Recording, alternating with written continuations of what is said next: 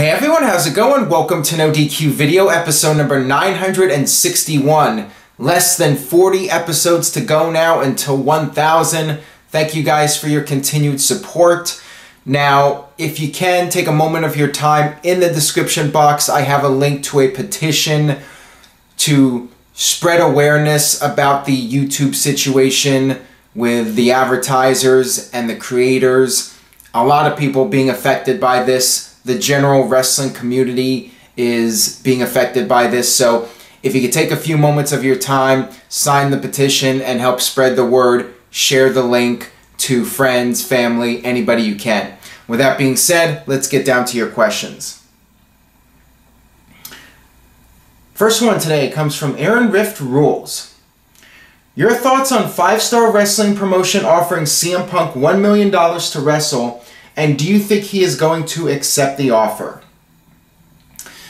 A couple of things about this. First of all, I really doubt that this promotion has $1 million to give CM Punk. I find that very hard to believe. I think that first and foremost, this is just a publicity stunt to promote their upcoming show, their 128-man tournament, which I'm talking about right now. So it's working. They're getting promotion. I think that that was the key, to just get people talking. And I have to admit, it's a nice job. Now, what would they do if CM Punk actually accepted the offer? Then they would be in a little bit of trouble. But I think that they did it knowing damn well that CM Punk is not going to come back. And I think we all know the deal here. CM Punk is not going to come back unless he's passionate about wanting to come back. He's not going to come back for the money. He made a good amount of money in WWE. He got a huge paycheck from that UFC fight, that one fight. He does not need the money. He is not one of those guys that lives in the fast lane. He likes to be low-key with his lifestyle. He does not need the money. He's not going to burn through his money anytime soon. I think CM Punk coming back to any promotion is unlikely unless it's something in his heart that he wants to do. And if that's the case, money's not going to be an option. He'll come back for $10,000, I think, if he was really passionate about wanting to wrestle again. So that's the deal here. I do not think we're going to see CM Punk back anytime soon. Will he ever be back? I think there's a decent chance one day he'll come back, but when he does, it's going to be on his terms when he's ready, not when somebody throws $1 million at him, which is pretty much just a ridiculous offer anyways. This one comes from Sohail. What are the possibilities of Finn Balor being the next Paul Heyman guy and Big Cass actually being the one who mysteriously attacked Enzo? Interesting question. Both parts of the question. Regarding Finn Balor being a Paul Heyman guy, probably not. It's looking to me like that promo on Raw was just done to set up an eventual Brock Lesnar versus Finn Balor match, and I do not see Paul Heyman turning on Brock Lesnar for Finn Balor. That would really surprise me. I do not see that happening. Regarding the other part of the question with Big Cass possibly being the one that attacked Enzo, that's really interesting because I think WWE wants to build up Big Cass as a top babyface, but that would be a nice swerve if it was Big Cass all along that screwed over Enzo. I really like that idea, and I think that that would be an interesting twist in the storyline, but will it happen? Who knows? For all we know, next week WWE might just drop this whole thing and there's no real follow-up on it. I am a little bit intrigued, so maybe WWE should take advantage of this and do a whodunit angle. We really haven't seen one in a while, and Cass would be a nice swerve to be the one that was revealed as the guy that attacked his buddy, and you have Big Cass as a heel. Would it work? I mean, to me, I think it would, but I'm not sure if WWE wants to portray Cass as a heel at this stage of the game. This one comes from Alexander. How would you go about taking a high-tiered mid-carder to the next level to potential Rock or John Cena status? It's easier said than done. There's no real way to do it. You cannot just artificially create a Rock or Stone Cold Steve Austin. It has to happen organically. Now, how do you increase the chances of that happening? You have to give the guys more creative freedom and the ability to go out there and try different things and do what they feel is good for their character, rather than telling them what they need to do with their character. Let them go out there and, like Steve Austin has said many times, just go out there and be yourself and turn up the volume and see what happens. You know, you gotta find a way to connect with the audience, and sometimes when you're doing something that's too forceful, it feels too scripted, you do not make that connection with the audience. And it's just about having that natural ability to connect with the audience and give them something that they can identify with. In Austin's case, being the redneck who's rebelling against his boss. And with The Rock just did it by cutting amazing promos and just letting loose and being charismatic. And not everybody has that. And like Enzo and Cass might say, that's something you can't teach. This one comes from B Hill. What do you think about Jinder Mahal getting the Cena chance? Seemed that male fans were cheering for him. I definitely was. I think people were just cheering for him because they're sick of Randy Orton as the champion. I mean, it really goes to show how bad that Bray Wyatt storyline was, when Jinder Mahal is a guy that fans are getting behind and there's this attitude of anybody but Orton. I think that's really sad, because I think Randy Orton is a great talent, and I think people are too harsh on him and giving him a bad rep. I think he's a great talent. I think that the booking really hurt him, and it just goes to show that not even Orton is immune to bad booking. I mean, pretty much any top star in WWE is going to suffer if they are booked poorly. There are very few guys that could overcome it. Going back to that previous question, The Rock was one of those guys. He was so charismatic and such a great performer that he could take bad material and somehow make it work. Randy Orton, as great as he is not one of those guys. So I think it was just due to the Orton hatred and the fans resenting Orton's title reign that got people behind Jinder Mahal. I thought people were going to boo that match out of the building, so I was surprised. I was surprised that people were into it. And some of you out there might be saying, well, this is a sign it's working. We don't know. We don't know how WWE Business is going to do in India, how they're going to increase their financial status there. But in the United States, it's suffering. The TV ratings are down. Backlash was not a sellout, and there were even reports that all the tickets, or almost all the tickets, were sold before any matches were announced. And once the matches were announced, specifically the main event, only a couple of hundred people bought tickets and the event did not sell out. So to me, that's very telling that despite people being positive on Jinder Mahal, it hasn't connected, at least in the United States. Just because people are making noise on television, just because he's getting heel heat. I know I'm talking about Mahal again, but some of you out there, your defense of Mahal, you say, well, he's getting heat, and this is something different. WCW got heat. Vince Russo got heat. Did that translate to good business? You tell me. This one comes from Brian Vargas. Oh, real quickly. Also, Vince Russo has been praising Jinder Mahal as WWE champion. I like to go with this idea that if Russo thinks it's good, it's probably a bad idea. Just throwing that out there. Now, on to Brian's question. He is a first-time asker. Do you think Pete Dunn will be the next big heel in the next few years? Depends on what you define as big. Is he going to be like Brock Lesnar as a heel? I doubt it. I know Pete Dunn has publicly stated that he would like to face Brock Lesnar.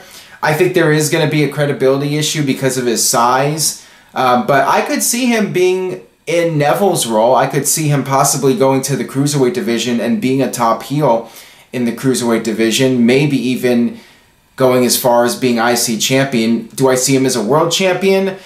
In the pre-Jinder Mahal era, I would say no, I do not see him as a future world champion. But now, the door's blown open. It doesn't matter how many matches you've lost or what you've done. But the thing is, Pete Dunne's already had a great match, which could end up being match of the year. which is something Jinder Mahal has not done. Maybe he hasn't been given the opportunity. Pete Dunn was given an opportunity to shine, and he did it. So will Pete Dunn be a major star? My gut feeling is he will not be a major superstar, but I think he will make an impact in WWE before it's all said and done. This one comes from Mr. Yuck. Where does the line end between the cruiserweights and the rest of the roster? How is Kalisto mid-card while Tony Nese isn't? That's an interesting question. I think with Kalisto, the fact is he was already part of the heavyweight division, or just the general division, whatever you want to call it, before the cruiserweight division got started. Now, WWE did move Neville into the cruiserweight division.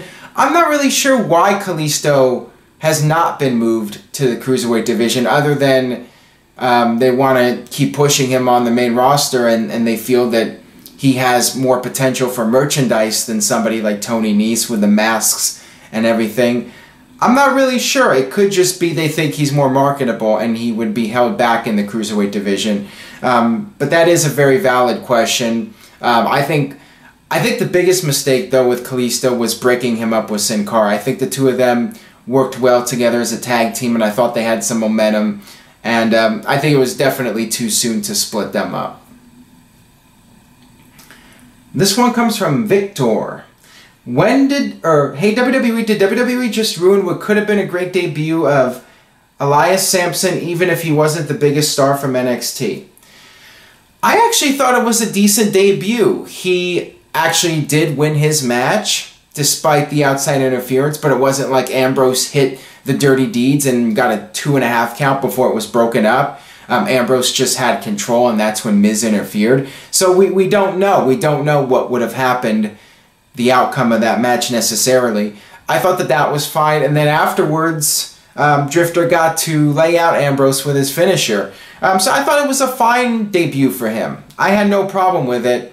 I thought it was solid. You know, they could have thrown in the Drifter against some opening match guy, some prelim guy, maybe future world champion like Jinder Mahal, but they didn't do it. They just put him in there with Ambrose, and I thought it was a creative thing. They were also building up the DQ stipulation for Extreme Rules, with Miz getting in there and getting Ambrose DQ'd. I thought it was creative. I actually thought that was one of the highlights of Raw this week, so I liked it.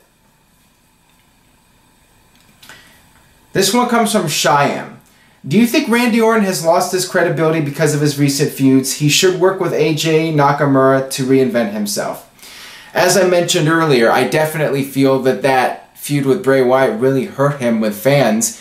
And then the comments Orton made about the indie wrestling and all the wrestlers that are doing all these crazy things while Orton's kicking back and taking it easy and collecting the big paycheck. That has gotten some people to resent Orton.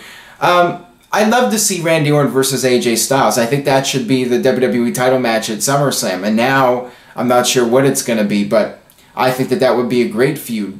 Orton versus Styles. They had that one match a couple months back, but they really haven't had a proper feud. And no doubt AJ would bring out the best in Orton, and I think it would be a great series. So I think that could help Orton gain some respect back from fans, you know, if he has lost some respect. Seems like he has a little bit. So yeah, I think a feud with AJ, a feud with Nakamura would definitely do him some good. This one comes from Hot Rod. Hey Aaron, with Goldust returning to his classic look, do you see a Marlena return or a new Marlena?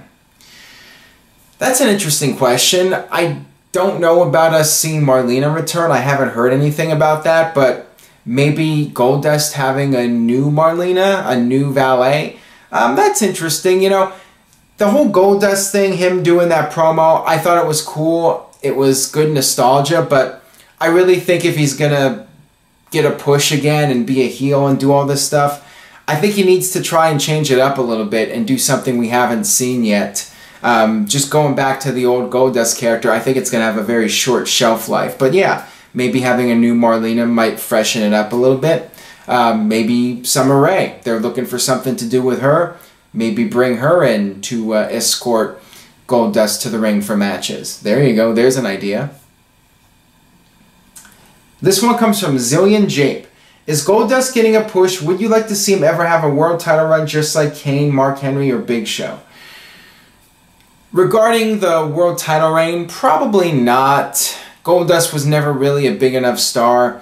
Mark Henry was arguably around the same area as Goldust as far as being pushed as a character goes, but they did give him the world title and it was pretty watered down.